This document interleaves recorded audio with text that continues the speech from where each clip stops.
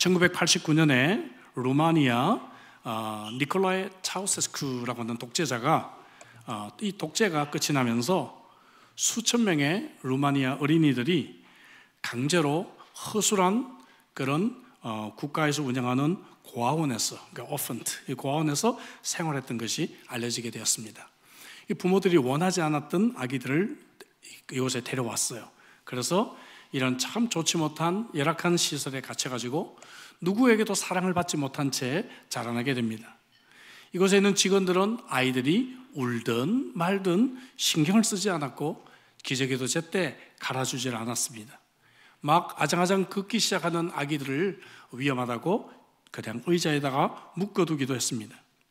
이제 공산권이 그때 무너졌잖아요. 무너지고 나면서 서양의 인권기관들이 이 사실을 세계에 알리게 됩니다. 그래서 서유럽의 이 가정들이 이 아이들을 많이 입양을 하게 되었습니다.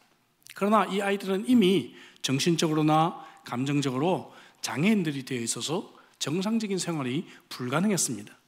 어느 누구도 신뢰할 수가 없었고 사랑을 받아본 적이 없기 때문에 사랑을 줄 줄도 몰랐습니다. 거짓말하고 분노하고 도둑질하고 이런 파괴적인 그러한 성품만 드러날 뿐이었습니다. 강박적인 삶을 이어지게 되었어요. 심지어 12살이 되기 전에 죽은 아이들도 들어있었다고 합니다. 어린 시절에 이 사랑을 받고 자라는 것은 매우 중요한 것입니다. 근데 이런 사랑을 경험하지 못했기 때문에 이런 문제가 생기게 된 것이죠. 우리는 지난 3번에 걸쳐서 하나님 아버지의 이 마음, 하나님이 얼마나 우리를 사랑하는지를 말씀을 생각해 보았습니다. 너무나 좋으신 그 아버지 하나님은 우리를 사랑받는 존재로 창조하셨습니다. 그리고 우리는 이제 우리에게 부정적인 영향을 주었던 육신의 아버지를 용서하고 지나왔던 내 삶이 아버지 탓이 아니라 어머니 탓이 아니라 어느 누구의 탓이 아니라 바로 내가 결정했던 나의 잘못이었다는 것을 회개하고 더 이상 율법이 지배하는 삶을 살 것이 아니라 은혜의 삶으로 나아가기로 우리는 결심했습니다. 우리 아버지 하나님은 항상 나와 함께 계시고 나의 문제를 해결할 수 있는 능력이 있으신 전능하신 분이시며 또 나를 기뻐해서 나를 바라볼 때마다 노래를 부르시는 그러한 아버지라고 했습니다. 그렇다면 이제 우리가 아버지의 집으로 돌아가서 아버지 품에 안기는 회복이 있어야 된다고 지난주에 여기까지 말씀을 생각했습니다. 자, 오늘은 하나님 어머니의 마음에 대해서 말씀을 나누고 이 시리즈를 마치려고 합니다. 여러분, 우리가 이 세상에 태어나서 첫 번째 관계하는 사람은 어머니입니다. 그래서 어머니와 내가 어떤 관계를 가졌느냐에 따라서 평생 인간관계에 큰 영향을 미치게 되는 것입니다. 우리 사회의 인간관계에 장애를 가진 사람들을 참 많이 우리가 만나게 됩니다. 사랑을 받고 사랑하는 것이 매우 힘들고 부자연스럽게 느껴지는 사람들입니다. 왜냐하면 어린 시절에 어머니로부터 받아야 될 그 사랑에 문제가 있었기 때문에 그래요. 어머니가 설사 가능하지 않았다고 한다면 할머니라든지 혹은 이모라든지 고모라든지 어떤 나를 돌봐주는 사람이라든지 이런 사람에게서라도 사랑을 받아야 하는데 그러한 사랑이 부족했을 때 우리의 인생에 여러 가지 어려움이 찾아옵니다. 그래서 신약 성경이 쓰여진 성경 언어 헬라어에서 어머니의 사랑을 스토르게다 그렇게 표현을 합니다. 먼저 그래서 이 스토르게 사랑에 대해서 좀 이해가 필요합니다. 스토르게 사랑은 어머니의 사랑을 이야기합니다. 그래서 어머니의 사랑하면 생각나는 게 뭐예요? 신뢰, 그 다음에 돌봄, 그리고 또 애정, 이런 것들을 뜻하는 것이 스토르게 사랑이에요. 시편 22편 9절 10절에 보니까 오직 주께서 나를 모태에서 나오게 하시고 내 어머니의 젖을 먹을 때에 의지하게 하셨다, 이렇게 말씀하고 있습니다. 다시 말해서 하나님은 내가 어머니 뱃속에 있을 때부터 나를 하나님께서 기억하셨고 내 인생을 알고 계셨고 그리고 내가 어머니 젖을 먹을 때에 의지하게 하셨다라고 말씀하고 있습니다. 내가 날 때부터 주께 맡긴 바 되었고 모태에서 나올 때부터 주는 나의 하나님이 되셨다라고 말씀합니다. 우리는 어머니의 젖을 먹으면서 어머니의 품 안에서 무엇을 배우는가 하면은 신뢰라고 하는 것을 배우게 됩니다. 내가 배가 고파서 울어요. 그러면은 아기가 뭘 기대합니까? 엄마가 올 것이다. 엄마가 와서 나에게 젖을 줄 것이라는 것을 기대합니다. 그런데 어머니가 건강한 어머니예요. 어머니가 또 아이를 사랑하는 어머니예요. 그러면 즉시 달려와서 아고 우리 아가 깼구나 하고 아기를 안아서 젖을 물려줄 것입니다. 그러면은 이 아기는 이 불과 신생아인데도 불구하고 아, 사람은 믿을 수 있는 존재구나 하는 신뢰감을 배우게 되는 것입니다. 근데 만약에 울어도 엄마가 오질 않아요. 해결이 되지 않아요. 그때 이 아기는 무엇을 이미 배워버리는가 하면은 사람은 믿을 만한 존재가 되지 못한다는 것을 어린 시절에 벌써 배우게 되는 것입니다. 이런 사람이 성장하면서 사람을 쉽게 불신하고 의심하는 그러한 증상으로 발전합니다. 남편을 의심하고 아내를 쉽게 의심하고 의처증, 의부증으로 발전을 해서 많은 이 인간관계에 큰 어려움을 주게 된다는 것을 배운다는 것이죠. 근데 오늘 본문에서 말한 것처럼, 오늘 시편에서 말한 것처럼 우리가 어머니 품에 안겨서 의지하는 법을 배워서 바로 그것 때문에 내가 하나님도 의지하고 하나님도 신뢰할 수 있게끔 우리가 된다는 것입니다. 사람이 아버지로부터 영향을 받는 것은 대개 3, 4세 이후입니다. 그러나 어머니 태중에서 10개월 동안, 그리고 특별히 태어나서 이 2세까지 어머니의 영향이 절대적이라고 학자들은 말을 합니다. 이 시기에 신뢰를 배우지 못하면 불신하게 되고 두려움이 생기고 의심하게 됩니다. 많은 어머니들이 어머니를 사랑하지 않아서가 아니라 사랑하는 방법을 몰랐기 때문에, 그 어머니들도 자신의 어머니로부터 이러한 사랑을 받아보지 못했기 때문에 어쩌면 우리들에게 그 사랑을 주지 못했을지 모릅니다. 그래서 이 스토르게 사랑의 결핍 때문에 많은 장애를 가진 사람들을 보게 됩니다. 시편 71편 6절에 내가 모태에서부터 주를 의지하였으며 나의 어머니의 배에서부터 주께서 나를 택하셨다라고 말씀합니다. 어머니의 배에서부터 우리는 건강한 한 인격체로, 생명체로 우리는 살게 된 것입니다. 그래서 어머니가 나를 임신했을 때 상태가 어땠는가, 또 어머니가 내가 2살 때까지 심리적으로 건강한 상태였는가, 어머니로부터 부드러운 사랑의 속삭임을 들었는가, 나는 건강한 사랑과 양육을 받았는가, 이러한 것들이 우리의 평생에 걸쳐서 매우 큰 영향을 끼친다 하는 것이죠. 이것이 바로 스토르게 사랑이다 하는 것입니다. 근데 이 스토르게 사랑은 주로 3가지를 통해서 전달이 됩니다. 첫째는 애정 어린 터치, 두 번째는 사랑의 눈빛, 세 번째는 부드러운 음성이에요.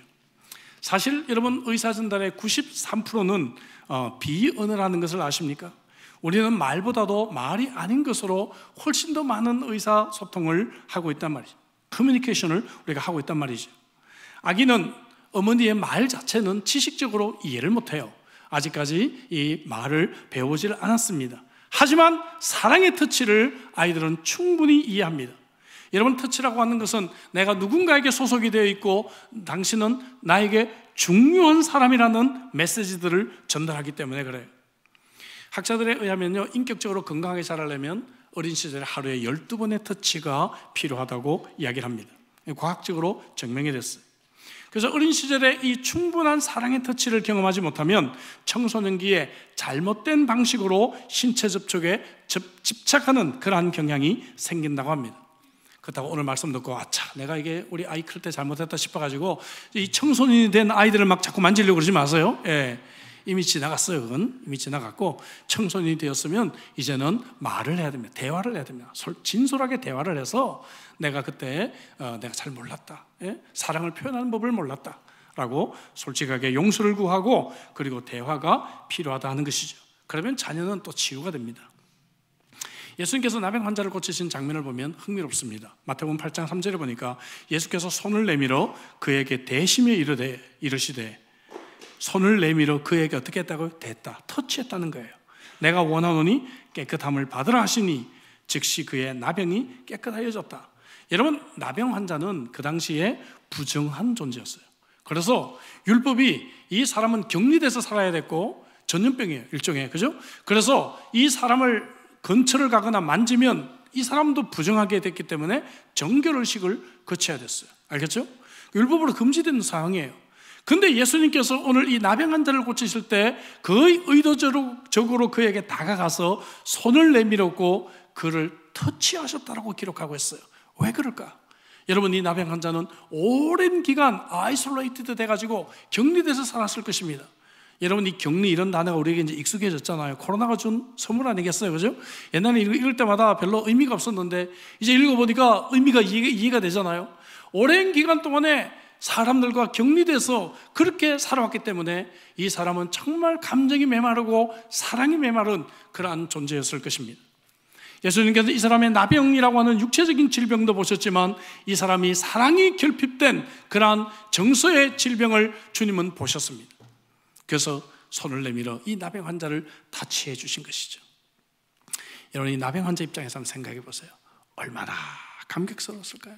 어느 누구도 자기만 보면 막 피해가고 자기만 보면 뭐 마치 짐승인 것처럼 도망갔던 사람들인데 이 예수 그리스도께서 자기에게 다가와 자기를 사랑으로 터치해 주실 때 그때 이 환자의 마음은 활짝 열리고 얼마나 큰 감동을 경험하게 되었겠습니까, 여러분? 아멘이시죠? 이 사랑의 터치가 이처럼 중요하다 하는 것이죠. 또한 눈빛으로 우리는 우리의 마음을 전달하기도 합니다. 여러분, 베드로가 예수님을 3번 부인하고 난 직후에 바로 예수님과 눈이 딱 마주친 것이 본문에 나오죠. 누가복음 22장 61절 62절이에요. 주께서 돌이켜 베드로를 보시니 베드로가 주의 말씀 곧 오늘 닭 울기 전에 내가 3번 나를 부인하리라 하심이 생각나서 밖에 나가서 심히 통곡하니라. 3번 배신했는데 예수님과 눈이 딱 마주쳤어요.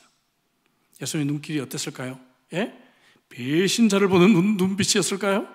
아니면 실망하는 눈빛이었을까요? 예수님의 눈빛은 변함없는 사랑의 눈빛이었을 것입니다. 예. 그때 이 베드로가 완전히 통곡하는 거예요. 예? 그래서 통곡하고 그가 참으로 여기서 참으로 눈물을 흘리게 된다 하는 것이죠. 여러분, 우리는 사랑의 눈빛을 통해서 사람들에게 우리의 메시지를 전달합니다. 옆에 있는 분에게 한번 연습해 보세요. 사랑의 눈빛처럼 보내보십시오. 예. 예. 이거 연습 안 해서 째려보신 분들이 아직도 계세요. 예. 예. 이해하십시오. 한 번도 해본 적이 없어서 그래요. 저희 세대만 해도 이런 거 안 해봤어요, 잘, 그죠? 예. 못 하시잖아요, 봐요. 우리 남자분들 못 하잖아요, 그죠? 예.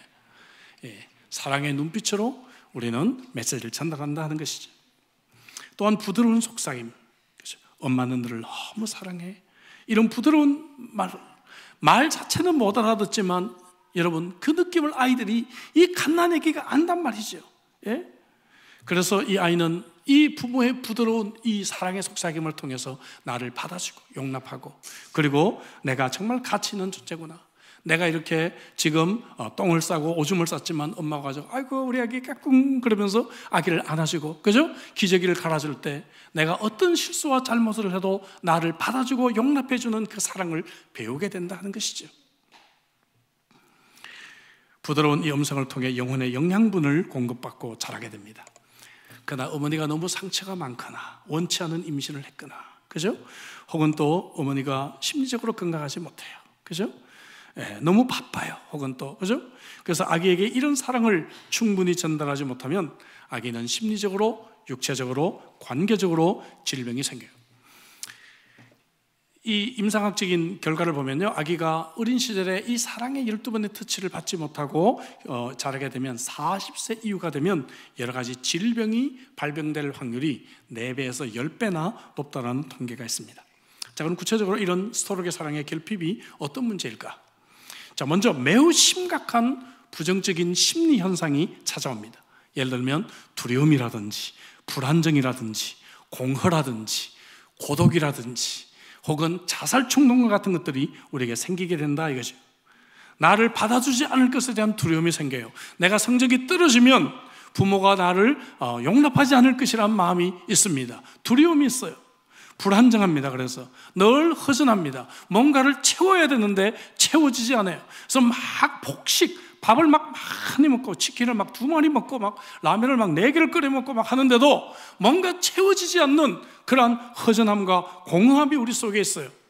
인간관계에 여러 가지 어려움이 생기니까 늘 사람들이 나를 싫어해요. 그러니까 나는 늘 고독하게 살아가게 되는 것이죠. 이렇게 살 바에야 죽자, 죽고 싶은 자살의 충동이 우리들에게 생기게 된다 이거죠. 로마서 1장 21절에 하나님을 알되 하나님을 영화롭게도 아니하며 감사하지도 아니하고 오히려 그 생각이 어떻게 됐다고요? 허망하여지며 미련한 생각이 어두워졌다. 허망했다. 그 퓨탈이라는 단어가 영어 단어로 쓰여졌어요. 마음이 어두워졌다. 아무도 나를 사랑하지 않는다. 아무도 나를 이해하지 못한다. 죽고 싶은 그런 부정적인 심리가 지배하게 되는 것입니다. 그 결과 인간관계가 파괴가 되죠. 상대방에 대해서 늘 화가 나 있어요. 늘 분노합니다. 그리고 상대방을 내 어떤 욕심을 채우기 위해서 통제하기 시작합니다. 그리고 비판합니다. 아이들 크면은 9시까지 들어와. 집에서 밥 먹어. 아빠가 왔는데 인사도 안 해. 이러면서 온 가족을 통제하기 시작합니다. 그리고 나처럼 하지 않는 사람을 비판하기 시작하는 것이죠. 그리고 이 모든 잘못을 바로 저 사람 때문이야 그러면서 나를 셀프 디펜스, 자기를 방어하기 시작하게 하는 문제가 생기게 되는 것이죠. 여러분, 신약성경 헬라어에 스토르게라는 단어를 찾기는 어렵지만 스토르게 사랑의 결핍이란 반대적인 의미의 여러분 표현들이 많이 나오고 있어요. 특별히 오늘 저와 여러분들이 읽은 본문 디모데후서 3장과 또 로마서 1장이 대표적인 본문입니다. 오늘 본문을 볼까요? 3장 1절이 어떻게 시작합니까? 말세에 이런 현상이 있을 것이다. 그렇죠? 그렇게 하면서 2절부터 보면 사람들이 자기를 사랑하며, 자기를 사랑하며 스토르게 사랑의 결핍의 가장 기본적인 증세예요. 나에게 집착합니다. 셀프 오리엔티드 돼 있어요. 나밖에 몰라요. 나 외에는 다른 사람은 관심이 없어요. 내 정욕과 내 허전함을 채우는 데만 집중되어져 있는 것이죠. 그래서 다른 사람을 배려하거나 다른 사람에게 공감할 줄을 전혀 모르는 사람입니다. 돈을 사랑하며 자랑하며 교만하며 비방하며 부모를 거역하며 감사하지 아니하며 거룩하지 아니하며 무정하며 했는데, 무정하며 without love, 이 단어가 바로 스토르게 사랑의 결핍을 표현하는 정확한 단어예요. 원통함을 풀지 아니하며 모함하며 절제하지 못하며 사나우며 선한 것을 좋아하지 아니하며 배신하며 조급하며 자만하며 쾌락을 사랑하기를 하나님이 사랑하는 것보다 더한다. 자, 채워지지 않는 이 스토르게 사랑에 대한 결핍, 마음이 공허해요. 그래서 이거를 채우려고 억지로 시도합니다. 다른 사람을 통해서 채우려고 하고 혹은 다른 어떤 것들을 통해서 채우려고 해요. 그러다 보니까 우리는 배우자를 막 통제합니다. 자녀를 통제합니다. 그리고 애인을 막 내 방식대로, 상대방을 내 방식대로 어떻게 하려고 하고 비판합니다. 그러다가 실망하면 어떻게 돼요? 실망하면 분노하고 나를 방어하게 된다는 것이죠. 2절에서 그래서 교만하고 비방하며 거역한다. 3절 4절에서 원통하고 사납고 자만하다. 로마서 1장 22절에서도 스스로 지혜 있다 하나 어리석게 되었다. 바로 이 단어가 스토르게 사랑의 결핍을 표현하는 또 다른 단어입니다. 자, 스토르게 사랑의 결핍은 나아가서 가짜 애정을 추구하게 만듭니다. 그래서 이 어린 시절에 어머니로부터 받아야 될 스토르게 사랑을 경험하지 못하면서 우리가 자라나면서 에로스 사랑이 엉망이 되어버립니다. 에로스 사랑은 뭔지 알죠? 남녀 간의 로맨틱한 사랑을 에로스 사랑이라 그래요. 여러분, 남녀 간의 이 기쁨과 행복을 가져와야 될 이 연애가, 에로스가 친밀감은 없어지게 되고 오로지 내 욕심을 충족시키고 싶어요. 그러다 보니까 성적인 충동으로 말미암아 섹스만 추구하게 되는 것이죠. 성적인 유혹의 무방비 상태가 되어져 버립니다. 간단한 아기들도 보면요, 아기를 이렇게 유기해버리면요, 아기가 자기의 성기를 가지고 놉니다. 이런 현상들이 있어요. 왜냐하면 고통은 쾌락을 찾게 만들기 때문에 그래요. 아까 읽었던 본문 4절에 쾌락을 사랑하기를 하나님 사랑하기보다 더하다, 이렇게 성경은 정확하게 표현하고 있는 것입니다. 그래서 내가 정말 이 내 배우자 혹은 이성에게 집착을 했지만 관계가 깨어지고 실망하게 돼요. 그럼 이제 어디로 눈을 돌리나? 동성에게 눈을 돌리는 거예요. 그렇죠? 남자는 남자에게, 여자는 여자에게서 이 에로스를 찾으려고 시도를 합니다. 이것도 임상 결과예요. 동성애적 성향을 가진 사람들의 많은 사람들이 어린 시절, 특히 5살까지 뭔가 문제가 있었습니다. 어려움이 있었다는 것을 알게 됩니다. 그래서 결혼생활 몇 년 못 가서 결국 이 결혼이 파탄이 되고 마는 것이죠. 사랑과 정욕의 차이를 모르기 때문에 그래요. 잘 들으세요. 사랑이 뭔가? 사랑은 뭔가 하면은, 사랑은 상대방의 필요를 채우기 위해서 나를 희생하는 것이 사랑입니다. 이해하셨어요? 사랑이 뭐라고요? 상대방의 필요를 채우기 위해서 나를 희생하는 것이에요. 자, 정욕은 뭔가? 반대예요. 정욕은 나의 필요를 채우기 위해서 상대방을 희생시키는 것이 정욕입니다. 아셨죠? 예. 정욕이 뭐라고요? 나의 필요를 채우기 위해서 상대방을 희생시키는 거예요. 그러니까 말로는 사랑한다고 하는데 보면 다 자기 욕심과 자기 정욕만 추구하며 살아가요. 이 결혼이 유지가 될 수가 있어요? 유지가 안 되죠. 그래서 어떤 사람 말대로 결혼이 뭔가 결국 혼자가 되는 것이다. 그죠? 예. 말은 사랑한다고 해요. 근데 사랑이 아니라 정욕을 추구해요. 왜냐하면 그런 사랑을 받아본 적이 없으니까, 사랑을 모르니까 내 사랑에만 집착하게 된다는 것이죠. 예수를 믿어요. 교회도 나와요. 예? 그런데도 포르노에 중독된 사람들을 보게 됩니다. 예? 교회 나와서 예배 시간에 할렐루야 하고 돌아가는데 여성들은 막 폭식하게 되고요. 예? 뭔가 이 허전한 마음을 채우기 위해서 예? 막 K드라마에 빠져가지고 예? 안과에 가서 막 눈에 치료를 받을 정도로 K드라마에 막 빠져가지고 뭔가 내 허전함을 채워보려고 애를 쓰게 된다 이 말이죠. 마약, 도박, 에딕션. 그래서 중독이라는 것이 생기게 되는 것입니다. 어떤 사람은 일 중독을 해요. 일 중독에 빠진 사람이 제일 무서워요. 왜냐하면 자기는 죄책감을 안 느끼니까. 예? 나는 열심히 일해가지고 가족에게 돈을 준다 이거예요. 그런데 이 사람도 보면 큰 문제예요. 일 중독에 빠져가지고 관계가 파괴되는 걸 보게 됩니다.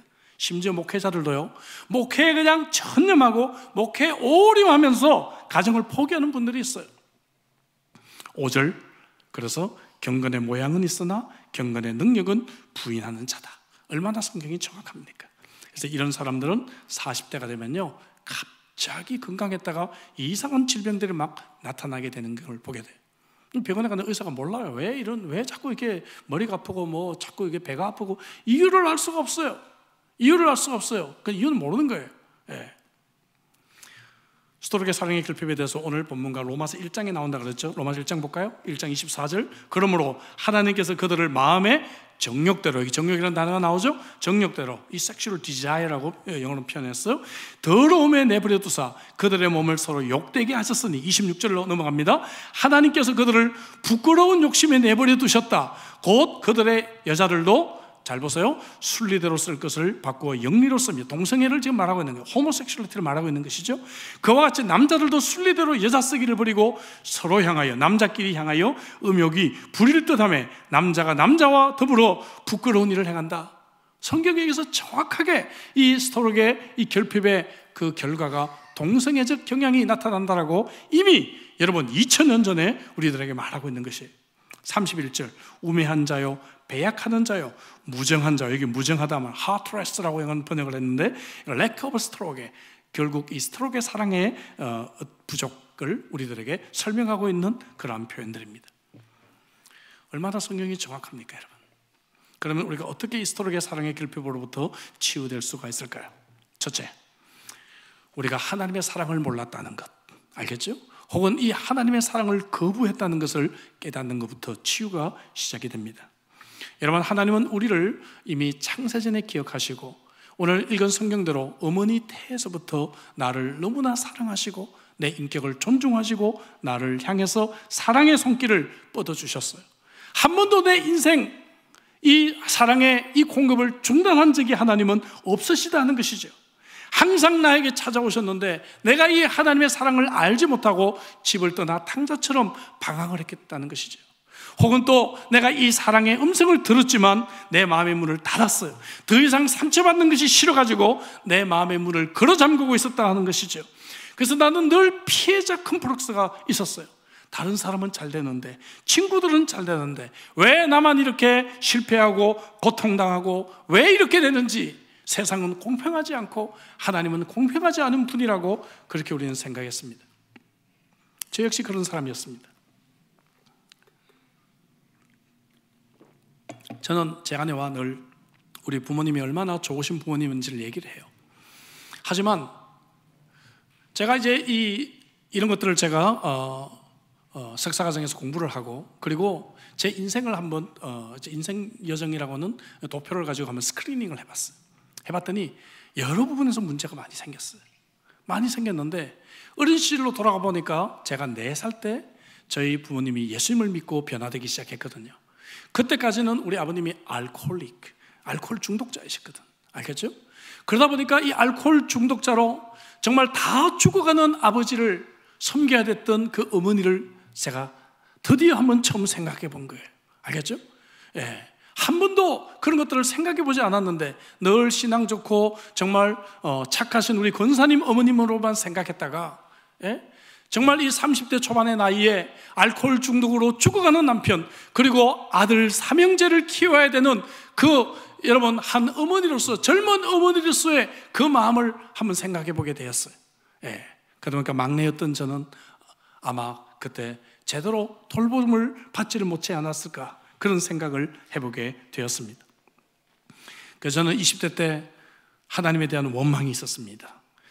최선을 다해 내가 신앙생활했고, 교회 봉사도 내가 최고로 잘했고, 공부도 내가 최고로 열심히 했는데 왜 나는 입시에 실패해야 되고, 또 우리 가정이 경제적으로 망해가지고 이렇게 내가 고생을 하고 고학을 해야 되는가? 세상은 불공평하다, 억울하다, 이런 마음들이 있었고요. 이런 렌즈를 끼고 신앙생활 하니까 교회에서 막 열심히 봉사하는데 마음이 기쁨이 없어요. 예? 교회에서 그냥 여러 가지 일을 했는데 늘 허전합니다. 그리고 나만큼 열심히 일 안 하는 사람은 화가 나는 거예요. 예? 화가 나는 거예요. 예? 저 사람은 뭔데 저렇게 집사가 돼가지고도 저렇게 놀고 있어? 이런 것들이 보인다, 그 말이죠. 그죠? 비판하기 시작합니다. 예. 복음의 핵심인 사랑을 놓치고 제가 있었다는 것이죠. 그래서 제가 목회자로 헌신할 때 참 어려웠어요. 하나님, 이 나 같은 사람이 목회자가 될 수 있습니까? 하는 것 때문에 참 많이 괴로웠습니다. 우리는 어린 시절에 이러한 신체적으로나 감정적으로 학대를 받고 자란 사람도 있어요. 또 상처를 받은 사람도 있습니다. 그런데 여러분, 중요한 것은 뭔가 하면, 그렇다고 내가 피해자라고 생각해서는 안 된다는 것이죠.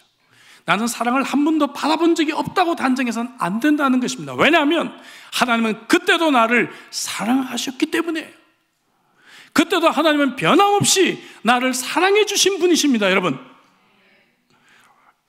예레미야 1장 5절을 다시 읽겠습니다. 내가 너를 모태에서 짓기 전에 너를 알았고, 너가 배에서 나오기 전에 너를 성별하였다. 성별은 남자 여자가 아니라 거룩하게 구별했다, 그 말이에요. 알겠죠?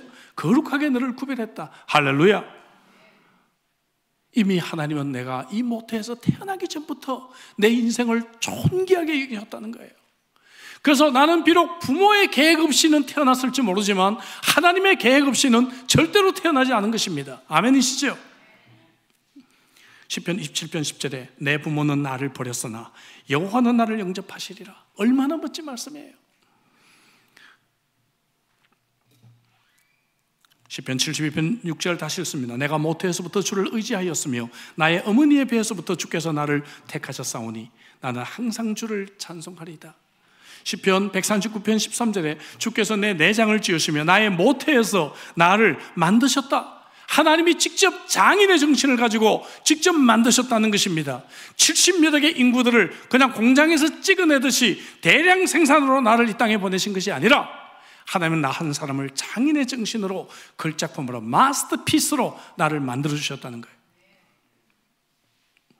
17절 하나님이여 주의 생각이 내게 어찌 그리 보배로우신지요, 그 수가 어찌 그리 많은지요. 시적인 표현입니다. 하나님의 생각을 시적으로 표현했어요. 쉽게 표현하면 하나님은 온통 내 생각밖에 안 해, 그 말이에요. 예? 하나님의 나를 향한 생각이 얼마나 많은지 몰라요. 그 말은 뭡니까? 하나님은 온통 내 생각밖에 안 하시네. 예? 우리가 누구 사랑에 꽂혀봐요. 그 사람 생각밖에 안 하잖아요. 그죠? 앉아나 서나 누구 생각? 예, 성경은 몰라도 그런 거는, 그죠? 안 잊어버려지죠? 예. 사랑에 꽂히면 우리는 그 사람밖에 생각 안 하듯이 하나님이 나를 얼마나 사랑하시는가 하면 내 생각밖에 안 하신다, 이렇게 느끼는 거예요. 내가 이 사랑에 충만한, 오늘 여러분들이 이 사랑을 다시 한번 깨달을 수 있기를 주의 이름으로 축복합니다. 태어날 때부터 지금까지 하나님의 사랑은 변함이 없었다는 것이죠. 이 사랑을 내가 알아야 돼요. 두 번째, 우리는 그동안에 이스토록의 사랑의 길핍을 가짜 애정으로 추구했던 삶을 하나님 앞에 회개해야 합니다. 다시 본문으로 돌아볼까요? 6절 7절입니다. 오늘 디모데서 3장 6절이에요. 그들 중에 남의 집에 가만히 들어가 어리석은 여자를 유인하는 자들이 있으니, 이야, 이거 보세요. 예? 오늘날은요, 예? 뭡니까? 몰래카메라 뭐 이런 걸로 하는 거잖아요. 그죠? 인터넷으로 막 그죠? 눈먼 여자를 꼬시는 거, 이런 거 말하는 거잖아요. 성경이 이게 2000년 전에 지어진 성경인데 오늘 이 시대에 얼마나 정확하게 이 시대에도 적용이 됩니까, 여러분? 이런 짓 하고 있다, 그 말이죠. 그 여자는 죄를 중히 지고 여러 가지 욕심에 끌림마다 이 여자들도 유혹의 무방비로 노출되어져 있는 사람들이다, 이거죠. 7절에 항상 배우나 끝내 진리의 지식에 이를 수 없느니라. 근래 지금 한국의 사회적인 문제가 되고 있는 20년 전에 밀양의 여자 중학생 성폭행 사건, 그죠? 그 여학생도 어머니가 가출하고 난 뒤에 폭력적인 아버지 밑에서 자라다 보니까 어떻게 돼요? 결국 남학생들의 꼬심에 넘어가가지고 밀양까지 간 거 아닙니까, 여러분? 학력은 높고 금색해서 뭐 아는 건 많은데 정말 참된 진리를 모르고 허전하고 쾌락을 추구하는 이러한 삶을 살아가고 있는 얼마나 많은 현대인들이 있어요. 성경이 정말 오늘의 이 삶을 정확하게 지적하고 있습니다. 가짜 애정에 지친 우리를 향해 하나님은 이렇게 어머니의 사랑을 표현합니다. 이사야 볼까요? 49장 15절부터 16절에 같이 읽어볼까요? 다 같이. 여인이 어찌 그 젖먹는 자식을 잊겠으며 자기 태에서 난 아들을 긍휼히 여기지 않겠느냐. 그들은 혹시 잊을지라도 나는 너를 잊지 아니할 것이라. 내가 너를 내 손바닥에 새겼고 너의 성벽이 항상 내 앞에 있나니. 얼마나 멋진 말씀이에요. 어머니의 사랑을 얼마나 아름답게 표현합니까? 그죠? 설사 육신의 어머니가 너를 버렸다 할지라도 내가 너를 어머니의 그 사랑으로 너를 사랑했다. 잊지 마라. 나 너를 잊은 적이 없어. 내가 너를 내 손바닥에 새겨서, 어머니가 항상 껌딱지처럼 데리고 다니잖아요. 그런 것처럼 뭡니까? 내가 너를 내 손바닥에 새겼다는 것입니다. 예레미야 31장 3절. 이것도 멋진 구절이에요. 옛적에 여호와께서 나에게 나타나사 내가 영원한 사랑으로, 아합이라고 하는 히브리어가 써졌어요. 이 단어는 열정적으로 갈망하는 그러한 사랑을 말합니다. 내가 막 열정적으로 막 너무너무 갈망하는 그러한 사랑으로 너를 사랑했다. 하나님의 이 놀라운 연애 편지를 여러분 보십니까? 이런 거를 읽을 때는 감동이 안 오다가 어떤 남자가 사랑한다 그러면 그냥 헷가닥 넘어가잖아요. 그죠? 하나님의 이 놀라운 사랑의 편이죠. 계속 볼까요? 너를 사랑하기에 인자함으로 너를 이끌었다. 자, 이게 인자함이라는 단어, 아하바라고 하는 히브리어는 이 여성의 사랑, 어머니의 사랑을 표현하는 신약의 스토르게라고 하는 단어의 히브리어예요. 아하바. 얼마나 하나님께서는 이런 어머니의 사랑을 우리에게 베풀면서 너를 이끌었다고 하십니까? 여러분, 오늘 이 사랑을 받아들이고 더 이상 나는 이 가짜 애정을 추구하지 않겠다고 결단하며 회개할 수 있기를 주의 이름으로 축복합니다. 나아가 완전한 이 사랑의 해결은 오직 하나님만 가능하다는 것을 우리는 확신해야 합니다. 세상의 그 어떤 것도 이 사랑을 채워줄 수가 없어요. 여러분, 요한일서 3장 9절에 하나님께로부터 난 자마다 죄를 짓지 아니하나니 이는 하나님의 씨가 그 속에 있다. 하나님의 씨가 있다. 스페르마라고 하는 이 단어는 영어로 스perm이라는 단어가 파생이 되었어요. 하나님의 씨, DNA, 유전자라는 것이죠. 다시 말하면 우리는 하나님이 우리를 지으실 때 하나님과 우리가 사랑의 관계를 가져야 되는 이 DNA를 심어주셨다는 거예요. 그러니까 이 사랑의 관계를 못 맺으면 어떻게 돼요? 우리는 집떠난 탕자와 같은 거예요. 그래서 이 허전함을 채워보려고 막 명품을 막 사보기도 하고요. 그죠? 뭐 좋은 차로 바꿔보기도 하고 막 뭔가 뭐 여기 뭐 뚫기도 하고 여기 코를 뚫기도 하고 요즘 혓바닥도 많이 뚫더라고 보니까 혓바닥을 뚫기도 하고 뭐 많은 걸 해봐요. 이 허전함을 채워보려고. 근데 어떻게 해요? 채울 수가 없는 거예요. 왜? 하나님의 이 스페르마, 이 하나님의 DNA는 하나님과 우리가 사랑을 주고받는 관계로 우리를 만들었기 때문에 그래요. 그러니까 하나님과의 이 사랑 속에서 이것이 채워져야 되지 다른 것으로는 절대로 채울 수가 없다는 거예요. 아무리 여러분 사랑해서 결혼해도 남편이 다 못 채워주잖아요. 그렇지 않습니까? 아멘 안 하시네. 다 채워주시나 봐요, 여러분들은. 아내가 다 채워줍니까, 여러분? 아까 말한 대로 사랑이 아니라 서로 정욕을 추구하고 우리가 살아가고 있는 존재가 아닐까요? 요한일서 4장 7절에 사랑하는 자들아 우리가 서로 사랑하자. 사랑은 하나님께 속한 것이니 사랑하는 자마다 하나님으로부터 나서 하나님을 알고 했습니다. 그래서 이 하나님의 사랑을 내가 먼저 알고 이 하나님과 사랑의 관계가 충분히 이루어질 때까지 나는 언제나 집든한 탕자처럼 방황할 수밖에 없다는 것입니다. 제가 이번 설교 시리즈를 준비하면서 많은 책들을 다시 보게 되었지만 대표적으로 제가 소개한 책이 있습니다. 잭 프로스트가 쓴 아버지의 품으라는 책이었죠. 잭 프로스트 목사는 간증합니다. 알코올릭이었던 어머니로부터 어린 시절을 보냈어요. 그리고 집은 부유했기 때문에 늘 다른 사람이 이 잭을 돌봐주고 밥을 해주고 했었습니다. 그래서 잭은 이 어머니의 스토록의 사랑을 거의 받아보지 못하고 그는 자라나게 됩니다. 그래서 그는 10대 때 간증합니다. 포르노라든지 이런 쾌락으로 자기의 그 공허함을 채우려고 많이 애썼다고 해요. 20대 때는 배의 선장이 되어가지고 열심히 돈을 벌면 자기의 그 허전함이 채워질 것이라고 생각했다고 합니다. 30대가 돼가지고는 결혼한 아내가 나의 이 허전한 이것을 채워주리라고 기대를 했는데, 아까 말씀드린 대로 드디어 가정은 풍지박살날 지경에 이르렀고, 아내는 어느 날 나는 더 이상 이렇게 살 수가 없다라는 폭탄 선언을 하게 됩니다. 40대가 되어서 목사가 되었습니다. 목회를 열심히 하면 채워질 것이라고 생각했는데 드디어 이제 모든 것들이 실패로 돌아가고 말았다고 하는 것이죠. 그 어떤 것도, 어떤 사람도 이 사랑을 결코 완전하게 채워줄 수가 없고, 하나님만이 나를 치유해 주시고 이 사랑을 채워줄 수 있다는 것을 깨닫게 되면서부터 치유가 시작이 되었습니다. 그리고 이 잭 목사가 44살이 됐을 때 어느 치유 세미나에 가게 되었는데, 그곳에 왔던 어떤 한 번도 만난 적이 없는 할머니가 인자한 모습으로 다가와서 내가 당신을 위해서 기도해 줘도 되겠냐고. 그래서 잭이 예스를 하니까 와가지고 가볍게 포옹을 하고 잭을 위해서 기도해 주는데, 자기가 한 번도 경험해 보지 못했던 엄청난 양의 눈물을 쏟으면서 함께 기도하게 됩니다. 그리고 난 뒤에 집으로 돌아와서 아내에게 자기의 잘못을 고백하고 용서를 구하게 되고, 자녀들을 불러놓고 자녀들에게 자기가 이런 사람이었다는 것을 고백하고 인정하고 자녀들에게 용서를 구하면서 가정이 회복이 되었다는 간증을 하게 됩니다. 사랑하는 성도 여러분, 오늘 동일한 하나님은 저와 여러분들의 이 결핍된 스토록의 사랑을 채워주기를 원하십니다. 저는 성경에서 어머니의 스토록의 사랑이 가장 완벽하게 묘사된 것이 이사야 66장 13절 이하라고 저는 생각해요. 마지막 구절입니다. 너희가 젖을 빠는 것 같이 그 위로하는 품에서 만족하겠고, 젖을 넉넉히 빤 것 같이 그 영광의 풍성함으로 말미암아 즐거워하리라. 우리 2살 때까지의 삶을 그대로 표현하고 있는 것이에요. 여호와께서 이와 같이 말씀하시되, 보라 내가 그에게 평강을 강같이 그에게 문나라의 영광을 넘치는 시내같이 주리니 너희가 그 성읍에 젖을 빨 것이며 너희가 옆에 안기며 그 무릎에서 놓을 것이라. 어머니가 자식을 위로함같이 내가 너희를 위로할 것인지 너희가 예루살렘에서 위로를 받으리라. 할렐루야. 하나님은 이런 어머니의 사랑으로 우리에게 다가오시고 위로해 주시고 그리고 우리를 안아주시는 하나님이신 줄로 믿습니다.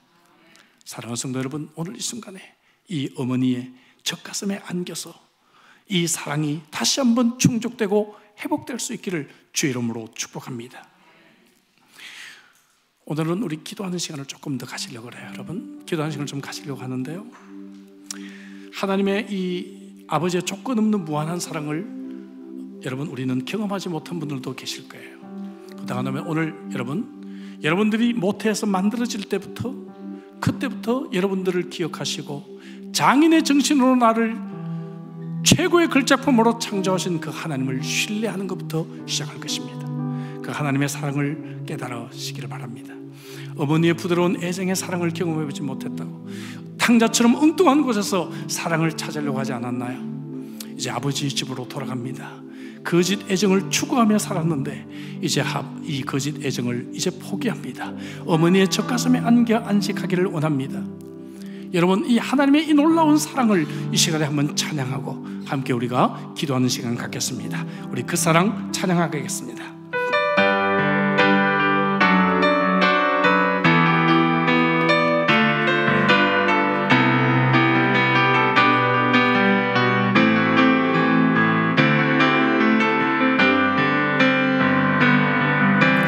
아버지 사랑 내가 노래해, 아버지 은혜 내가 노래해. 그 사랑 변함없으신, 거짓 없으신, 성실하신 그 사랑, 상한 갈 때 꺾지 않으시는,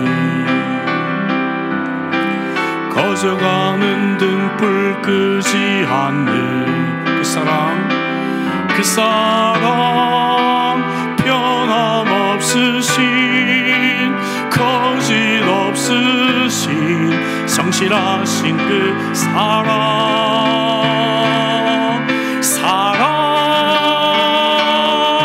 그 사랑 날 위해 죽으신 날 위해 다시 사신 예수 그리스도 다시 오실 그 사랑 죽음도 생명도 천사도 하늘의 어떤 권세도 끊을 수 없는 영원한 그 사랑 예수 그 사랑 날 위해 죽으신 날 위해 다시 사신 예수 그리스도 다시 오실 그 사랑 죽음도 생명도 천사도 하늘의 어떤 권세도 끊을 수 없는 영원한 그 사랑 예수. 함께 기도할까요 여러분? 이렇게 기도하십시오. 하나님 아버지의 사랑을 제게 퍼부어 주세요. 그렇게 기도하십시다. 하나님 어머니의 사랑을 이 시간에 저에게 퍼부어 주세요. 그렇게 기도하십시다. 하나님 이제 거짓 애정을 추구했던 저를 용서해 주세요. 기도하십시다. 사랑이 아닌 정욕으로 관계했던 것들을 용서해 주세요. 나를 모태에서부터 지켜주신 하나님의 사랑을 알지 못했음을 용서해 주세요. 나의 생명과 나의 육체를 가볍게 다룬 것을 용서해 주세요. 나 자신을 미워했던 것을 용서해 주세요. 깨어진 인간관계들을 다시 회복시켜 주세요. 이 시간에 우리 한번 다 같이 통성으로 함께 기도하겠습니다.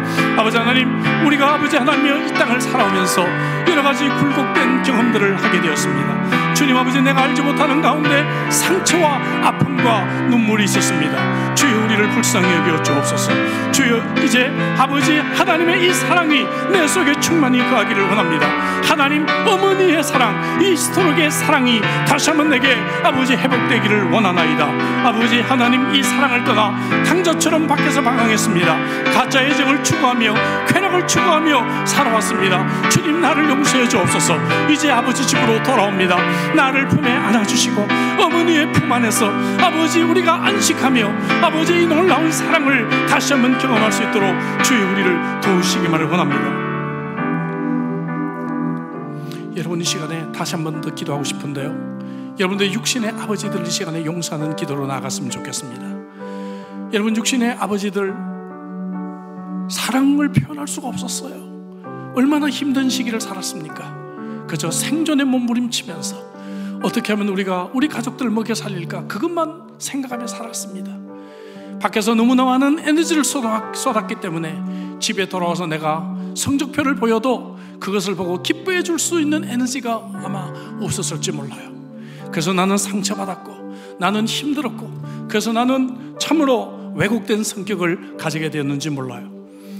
여러분 이 시간에 그 육신의 아버지들, 부족했던 육신의 아버지들을 용서하는 기도로 나갔으면 좋겠습니다. 십자가 앞으로 그 아버지를 가지고 오세요. 육신의 어머니들을 용서하십시다. 어머니들도 역시 그 아버지의 스트레스를 받아가면서 없는 살림에 나를 키우느라고 너무나 긴장하며 힘들게 살아가다 보니까 나에게 그 사랑을 충분히 표현하지 못하고 그렇게 내가 어린 시절을 살아왔을지 모릅니다. 그 어머니도 역시 당신의 어머니로부터 그런 사랑을 배워보지 못했을지 몰라요. 여러분 그 어머니들 시간에 십자가 앞으로 가지고 오며 용서하십시다. 주님의 보혈이 이 어려웠던 인간관계의 이 악수단의 사슬을 끊게 해달라고 기도하십시다. 내가 이제 지금부터라도 내가 이 하나님의 아버지의 사랑을, 하나님의 어머니의 사랑을 충분히 경험하고 이제 우리의 자녀들에게 이 사랑을 베푸는 자가 되게 하옵소서. 우리 한번 간절하게 기도할까요? 내 깨어졌던 관계들을 주님 앞에 가져오십시다. 내가 사람들에게 인정받기 위해서 오버액션을 취했고, 그리고 내가 가짜 애정을 추구하면서 사랑의 이름으로 다가갔지만 정욕을 내가 추구했을 때, 그때 우리의 관계가 깨어졌고 나를 떠났던 그 사람들을 나는 증오하고 미워했을 것입니다. 그 사람들을 시간에 십자가 앞에 가져오십시다. 주님의 보혈로 이 하나님께서 이 어려웠던 인간관계를 주께서 치유해 주시고, 그리고 이제 내가 보혈을 지나 아버지의 품에 드디어 안기는 은혜가 있기를 위해서 우리 한번 함께 우리 찬양하고 기도하겠습니다. 보혈을 지나 우리 함께 찬양하겠습니다.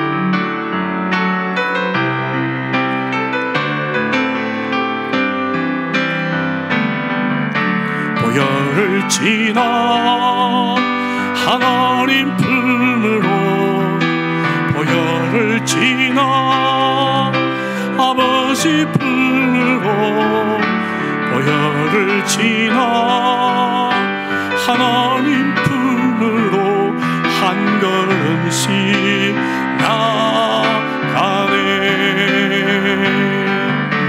보혈을 지나 하나님 품으로, 보혈을 지나 아버지 품으로, 보혈을 지나 하나님 품으로 한 걸음씩 나가네. 존귀한 주 보혈이 내 영을 새롭게 하시네. 존귀한 주 보혈 내 몸을 새롭게 하시네. 내 몸을 새롭게 하네. 존귀한 주 보혈, 존귀한 주 보혈이 내 영을 새롭게 하시네. 존귀한 주 보혈 내 몸을 새롭게 하네. 우리 한번 기도하십시다. 주님, 오늘 시간에 주님의 보혈로 나의 상처받았던 마음과 몸을 하나님께서 치료해 주십시오. 기도하십시다. 나 육신의 아버지, 육신의 어머니들을 십자가 앞에 이 시간에 참으로 가져왔습니다. 주님, 그들을 용서하기 원합니다. 내가 진정한 용서가 있을 때 치유가 일어날 것입니다. 이제 분노와 좌절과 고통과 허무함도 십자가 앞에 내려놓습니다. 거짓 애정도 십자가 앞에 내려놓습니다. 이제 나는 보혈을 통해서 아버지의 품에 안기는 하나님의 사랑받는 자녀가 되겠습니다. 우리 같이 한번 기도할까요? 저에게 생명을 주신 아버지와 어머니들을 사랑하게 하옵소서. 그들의 수고에 감사하게 하옵소서. 그들의 연약함과 잘못을 용서하게 하옵소서. 나를 안아주지 못했던 그들을 용서합니다. 나를 조건 없이 받아주지 못했던 그들을 용서합니다. 나를 위해 희생하지 못했고 나를 위해 시간을 내주지 못했던 그들을 용서합니다. 나에게 사랑한다는 말을 한마디 해주지 못했던 그들을 용서합니다. 아버지로부터 나를 보호해주지 못했던 어머니를 용서합니다. 사랑으로 나를 터치하지 않으셨던 것들을, 사랑의 눈빛을 나에게 주지 않았던 것들을, 부드러운 음성으로 나에게 사랑을 고백해주지 못했던 것들을 용서합니다. 이제 보혈을 지나 주님의 품에, 아버지의 품에 안깁니다. 하나님의 사랑이, 아버지의 사랑이, 어머니의 사랑이 폭포수처럼 다시 회복되게 하옵소서. 같이 한번 마지막으로 통성으로 함께 우리 기도하겠습니다. 아버지 하나님, 그렇습니다.